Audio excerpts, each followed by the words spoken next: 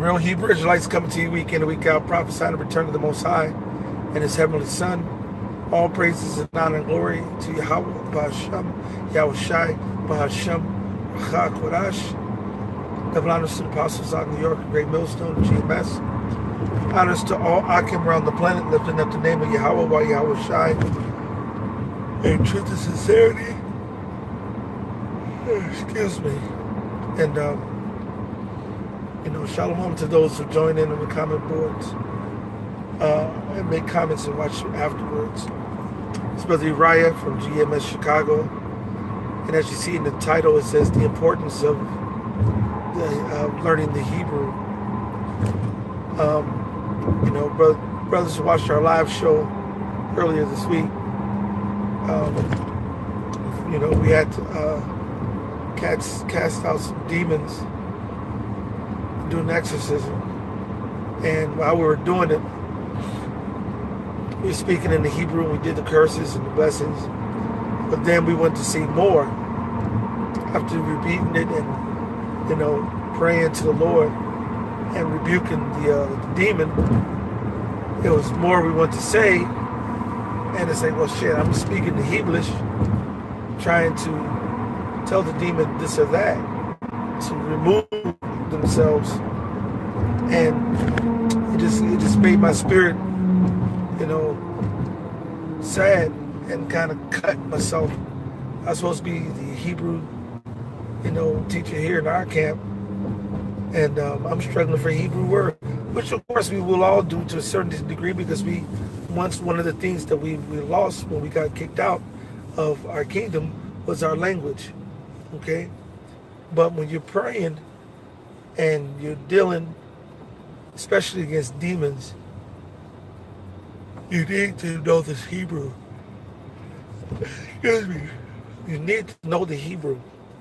Knowing the Hebrew curses, Shalak Rayam, Wa Ainashim, Wa Harakim, Wa Mashapayim, Alko, Wa Dawanyim, Wa Gawayim, Wa Ayabinawa, Babakasha, Babakasha, Babakasha, Yahweh Bashim Yahushai, Bashim Rachakodash. That's one of them. That's a beautiful curse, and you can say it and you can say it, but sometimes when you want to speak to Shaitan and tell him to rebuke him and his minions, you want to say Gair, Gair, rebuke, Gair, yeah, I rebuke, Shaitan, I rebuke Shaitan, Satan, Bahashim, Yahweh, Bahashim, Yahweh Shai. In the name of Yahweh, coming in the name of Yahweh Shai, right? And you might want to tell him to, like we're telling him to release, the young lady. I couldn't think of the word for release, so I had to go look it up, and it's Shamata, and then I had to, I was just on the fly trying to figure it out, and I just, put a spirit upon me to do, go first of all, even more into the Hebrew, especially rebuking these demons, because when the shit hit the fan, what you think we're going to be surrounded by? These demons are about to be a demon playground, all right? Well, we're going to need to know the Hebrew. We're going to need to be more proficient in the Hebrew, all right? This is the prologue, Wisdom of Solomon, all right? Give me 1 second, I can highlight this a little bit so I know, because I'm driving. Oh well, I'm just going to have to do the best I can. This is part of the Wisdom of Solomon, the prologue.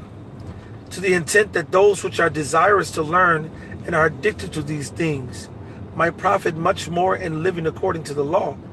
Wherefore let me entreat you to read it with favor and attention, and to pardon us wherein we may seem to come short of some words which we have labored to interpret. For the same things uttered in Hebrew and translated into another tongue, all right, have not the same force in them. And not only these things, but the law itself and the prophets and the rest of the books have no small difference when they are spoken in their own language. The Most High Yahweh Bashim Yahushai said, it is, if you're speaking something in its original language, it has way more force and power than when it's not, especially in the Hebrew. All right? Most High spoke Hebrew and gave Hebrew to us. He speaks Hebrew. Right? Yahushua speaks Hebrew. The angels speak Hebrew.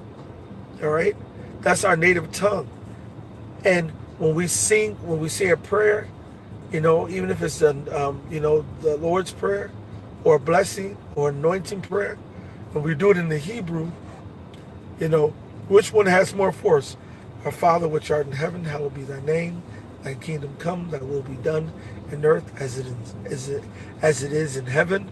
Or Abanawa, Shabbat Shemayim, Kodash Haya Shamka, Yahweh, Malakwa Kataba'a, Ratazaka Haya Aisha, Ba'arzazaka Haya Bashamayim. Right? That has more force and more power in the Watch Hebrew. Out, vehicle stopped on road ahead. So the Most High would like us to come back into our heritage and our culture and to speak to him in the Hebrew that he's given us. Okay? Makes me think of this. Give me a second. I'm going to come to that one too. But I'm going to pull up another one first. All right, this is Zephaniah 3 and 9. For then will I turn to the people a pure language, that they may all call upon the name of Yahweh to serve him with one consent. The Most High wants us to all call on him by the same name. And you can't call him Yahushua, Yahweh, the Lord, right? We all have to call on him the same name. That means it has to be all in the Hebrew. And the Lord said he's going to return to the people a pure language. But how can he say there's no other name to call on him to be saved but the Messiah's name, which is Yahushua? Then how are we going to not be able to get the Hebrew to call on him? We wouldn't be able to call on him. So he will have to return to us, because we're not going to learn the Hebrew 100% fluently. Some brothers might get close. Some might get about 70, 80%. Some might be 50%. But what is imperative is, so all righteous men of the Lord, especially the older brothers, you all need to learn these Hebrew prayers, Hebrew blessings, and Hebrew curses, and some more moderate Hebrew, just to be able to, if you had to rebuke someone, you need to rebuke the demons, all right? If you want to say, I rebuke you, demons, flee. You know what I'm saying? How you say that? You should be able to know how to say that. It's real simple. Ga'ir, yeah, I rebuke. All right. Shadium, demons, you demons. Halak, walk, go. Go, flee. And you can variate it and say it in different ways, but you got to put it in your spirits. We all have to put it in our spirits and our inward parts, so we have confidence and faith, which is where you get the power, all right, on what you're saying, all right? You got to know what you're saying. But the Lord said it, Zephaniah 3 and 9, then I would turn to you a pure language, all right?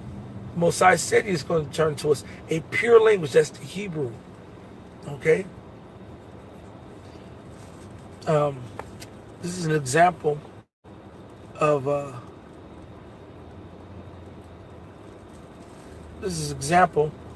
how important the Hebrew is. This is Nehemiah 13 and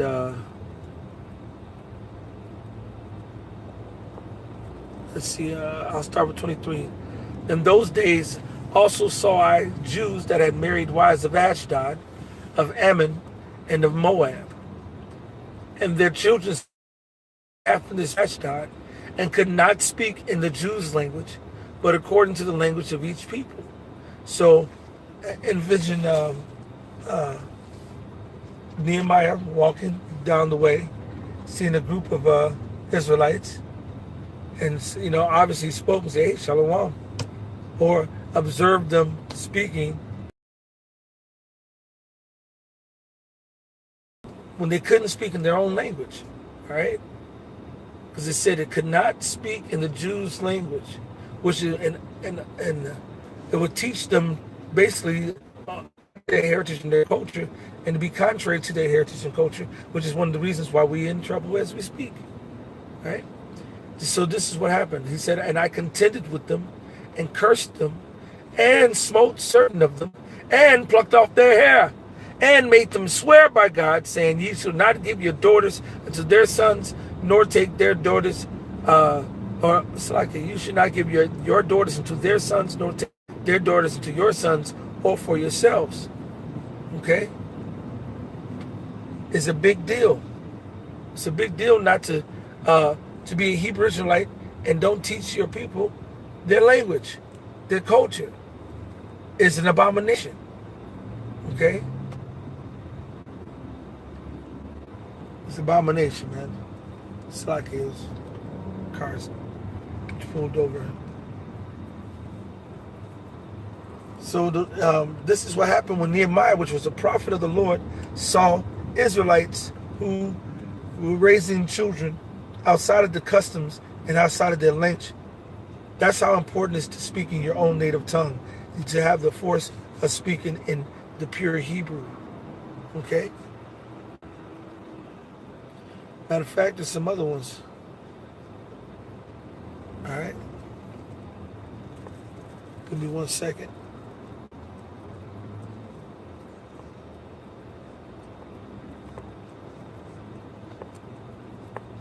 This is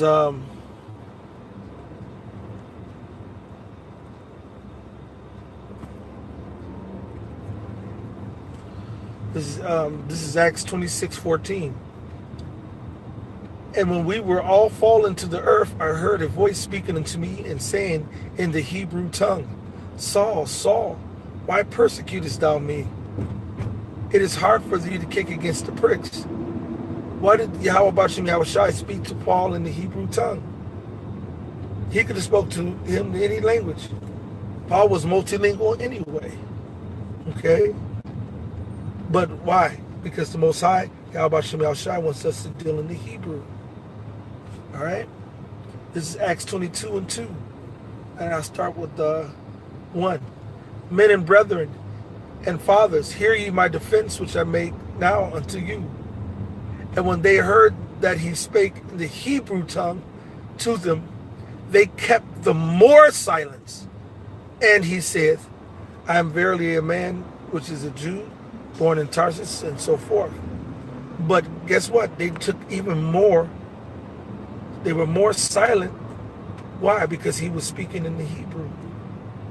That's how more important it is to speak in the Hebrew. Okay? So what you got to do is start getting your practice on. You got to go to your practice. You got to start reading the scriptures. You know, if you want to know how to say something, more accurately in Hebrew, go look up a passage in the Hebrew that says something similar to what you're saying. You want to say, get the hint, Satan, go find it in the Old Testament where they told someone, get the hints, go look it up. And then say it just like they say it. And then ask Shaitan, get the hints, Shaitan. Get the fuck out of here, man. All right? And ultimately, you're going to, you're not going to become 100% proficient, most likely, on this side, because we don't got that kind of time. But we have an opportunity to learn as much as we can and to get built up. And that's all the Lord wants us to do, to rehearse these righteous acts, man. And learning the Hebrew is part of that rehearsing of the righteous acts. All right? That's part of the rehearsing of it. So, just want to be a quick little edification on why it's important to speak in the Hebrew and to command, have power over these demons, man. Power over this flesh and, power with the Lord. To, praying to him in the Hebrew is more fervent. He said the fervent prayer of the righteous availeth much. All right? So, come on, brothers. Let's try to learn our Hebrew. Find out we're the Hebrew Israelites. Then we come into the knowledge that we're Hebrew, but then we're not sitting here learning the Hebrew. All right? And like Apostle Tahar say all the time, you get around a brother with the Hebrew video, every video on this page get 500, 600, 700 views. As soon as you get to the Hebrew class, Hebrew lesson, you get 25, 30, 40 views. It's imperative, man. Trust me. Them demons don't want to hear it. And that's power over those demons. And the Most High wants to hear it. So you get power with the Most High. And it's our heritage and our culture. So hopefully you've been edified through the Spirit and power of Yahweh B'Shem Yahushai. All praises and honor and glory to Yahweh B'Shem Yahushai B'Shem Rakakodash. Double honors to the apostles out in New York and Great Millstone, GMS. Honors to all I can around the planet, lifting up the name of Yahweh Yahushai in truth and sincerity. With that, we're going to say Shalom.